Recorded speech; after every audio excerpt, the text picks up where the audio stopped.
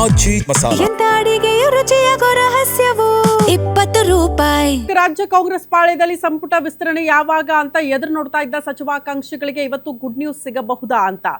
ಯಾಕಂದ್ರೆ ವರಿಷ್ಠರು ಇವತ್ತು ರಾಜ್ಯಕ್ಕೆ ಆಗಮಿಸ್ತಾ ಇರೋದ್ರಿಂದ ಇವತ್ತೇನಾದ್ರೂ ಪಟ್ಟಿ ಫೈನಲ್ ಆಗುತ್ತಾ ಅಂತ ಎಲ್ಲವೂ ಅಂದುಕೊಂಡಂತೆ ಆಗಿದ್ರೆ ಇಷ್ಟೊತ್ತಿಗೆ ನೂತನ ಸಚಿವರು ಪ್ರಮಾಣ ವಚನ ಸ್ವೀಕಾರ ಮಾಡಿಬಿಡಬೇಕಾಗಿತ್ತು. ಆದ್ರೆ ವಿದ್ಯಾರ್ಥಿಗಳ ಹೋರಾಟದಲ್ಲಿ ರಾಷ್ಟ್ರೀಯ ನಾಯಕರು ಭಾಗಿಯಾಗಿದ್ರಿಂದ ಇದು ಮುಂದಕ್ಕೆ ಹೋಗಿದೆ. ಬೆಂಗಳೂರಿಗೆ ಕೆಸಿ ವೇಣುಗೋಪಾಲ್ ಮತ್ತು ಸುರ್ಜೇವಾಲಾ ಬರ್ತಿದ್ದಾರೆ. ಇವತ್ತು ಕಾಂಗ್ರೆಸ್ ಸಂಘಟನಾ ಸೃಜನ್ ಅಭಿಯಾನದಲ್ಲಿ ಭಾಗಿಯಾಗ್ತಿದ್ದಾರೆ. ಕಾರ್ಯಕ್ರಮದ ನಂತರ ಇಲ್ಲೇ ಉಳಿಯಲಿದ್ದಾರಂತೆ ವೇಣುಗೋಪಾಲ್. ಮೋಸ್ಟ್ಲಿ ಇವತ್ತು ಅಂತಿಮ ಮಾಡಬಹುದು ಚರ್ಚೆ ಮಾಡಿ ಅಂತ.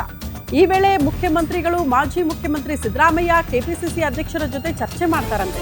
ರಾಜ್ಯ ನಾಯಕರ ಜೊತೆ ಸಚಿವರ ಆಯ್ಕೆ ಬಗ್ಗೆ ಚರ್ಚೆ ಮಾಡಲಿದ್ದಾರೆ ನಾಯಕರು. ನಂತರ ರಾಹುಲ್ ಗಾಂಧಿ ಒಪ್ಪಿಗೆ ಪಡ್ಕೊಂಡು ಸೋಮವಾರದ ಒಳಗಡೆ ಪಟ್ಟಿ ರಿಲೀಸ್ ಮಾಡೋ ಸಾಧ್ಯತೆ ಇದೆ.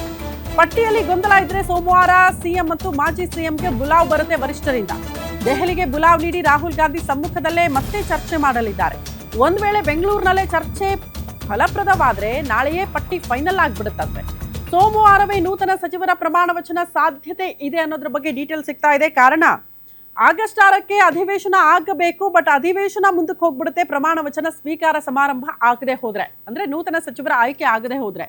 ಸೊ ಎಲ್ಲವೂ ಕೂಡ ಇಂಟರ್ಲಿಂಕ್ ಇರೋದ್ರಿಂದ ಈಗ ತುರ್ತಾಗಿ ಸಚಿವ ಸಂಪುಟ ವಿಸ್ತರಣೆ ಮಾಡಲೇಬೇಕಾದಂತಹ ಅನಿವಾರ್ಯತೆ ರಾಜ್ಯ ಕಾಂಗ್ರೆಸ್ ಪಾಳ್ಯದಲ್ಲಿ ನೋಡೋದಕ್ಕೆ ಸಿಗ್ತಾ ಇದೆ. ಹಾಗಾಗಿ ಮುಖ್ಯಮಂತ್ರಿಗಳು ಕೂಡ ಎಷ್ಟು ದಿನ ಮುಂದಕ್ಕೆ ಹಾಕೋದು, ಬೇಗನೆ ಫೈನಲ್ ಮಾಡಿಕೊಂಡು ಪ್ರಮಾಣ ವಚನ ಸ್ವೀಕಾರ ಸಮಾರಂಭ ಮುಗಿಸ್ಬಿಡಬೇಕು ಅನ್ನೋ ಆತರದಲ್ಲಿದ್ದಾರೆ. ಕಾರಣ ರಾಜ್ಯದಲ್ಲಿ ಬಹುತೇಕ ಇಲಾಖೆಗಳಲ್ಲಿ ಸಚಿವರಿಲ್ಲದೆ ಕೆಲಸಗಳಾಗ್ತಾ ಇಲ್ಲ, ಆಡಳಿತಕ್ಕೆ ವೇಗ ಇಲ್ಲ, ರಾಜ್ಯದಲ್ಲಿ ಬರ ಆವರಿಸಿದೆ. ಹಿಂಗಿರೋ ಸಂದರ್ಭದಲ್ಲಿ ಬರೀ ಸಂಪುಟ ವಿಸ್ತರಣೆಗೆ ಸಂಬಂಧಪಟ್ಟಂತೆ ಕಾಲಹರಣ ಮಾಡೋಕ್ಕಾಗಲ್ಲ, ತ್ವರಿತ ಗತಿಯಲ್ಲಿ ಇದು ಆಗಬೇಕು ಅಂತ. ಹಾಗಾಗಿ ಇವತ್ತು ಬಹುತೇಕ ಪಟ್ಟಿಯನ್ನ ಫೈನಲ್ ಮಾಡೋ ಸಾಧ್ಯತೆ ಇದೆ.